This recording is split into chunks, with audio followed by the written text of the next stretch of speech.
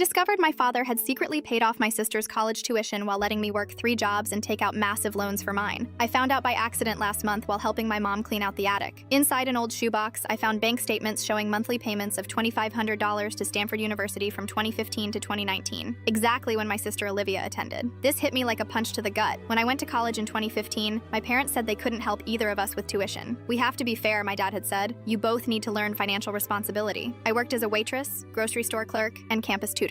I took out $87,000 in student loans. Some nights I was so exhausted I fell asleep in the library between shifts. My grades suffered because I was working 40 hours a week on top of classes. Meanwhile, Olivia joined a sorority, studied abroad in Paris, and never seemed stressed about money. I assumed she had better scholarships or was just really good at budgeting. We weren't close, so I never asked. Looking at those bank statements, my hands started shaking. I dug deeper into the box and found more evidence. Receipts for Olivia's apartment deposits, checks covering her sorority dues, even statements from a fun money account my dad had set up for her spring break trips. The total came to over $180,000, all while I was eating ramen noodles and selling my plasma to make rent. I confronted my mom first. She broke down crying, admitting she'd fought with my dad about it for years. He said Olivia was more fragile than you, that you were stronger and could handle working. That night at dinner, I placed all the papers on the table. My dad's face went white. Before he could speak, I asked the question that had been burning in my mind. Was it because she was your biological daughter and I was adopted? The silence that followed told me everything. My mom started sobbing. My dad stammered, trying to explain how it wasn't like that, how he was just trying to protect Olivia after her mental health struggles in high school. "And what about my mental health?" I asked. "Working 3 jobs while watching my sister party in Europe, knowing I'll be paying off loans until I'm 45? He offered to pay off my loans now." I laughed bitterly. "That's not the point. You didn't trust me to succeed on my own. You thought I was expendable." I got up to leave but turned back one last time. You know what the worst part is? I graduated with honors while working those jobs. Olivia barely passed and dropped out of grad school after 1 semester. So much for being the fragile one. My mom begged me to stay, but I walked out. On my drive home, Olivia called. She was crying, saying she'd had no idea, that dad had sworn her to secrecy about the money, telling her I was doing fine on my own. 2 days later, Olivia showed up at my apartment. She handed me a check for $90,000, her entire inheritance from our grandmother. "I don't deserve this money," she said. "You do." I almost took it, but then I remembered something. That inheritance was supposed to be split between us. Dad had convinced Grandma to leave it all to Olivia, claiming I had a trust fund from my biological parents. I handed the check back. "Keep it," I said, "but I want you to know there was never any trust fund. Dad lied to everyone." Olivia's face crumbled as 20 years of lies unraveled. She'd always thought she was the less favored child. Now she realized our father had been manipulating us both, playing us against each other since we were kids. Last week, Dad had a heart attack. Not serious, but he's been calling daily, begging to make amends. Yesterday, he offered to put his house in my name as compensation. I told him to save it for Olivia's next failure. Then I blocked his number.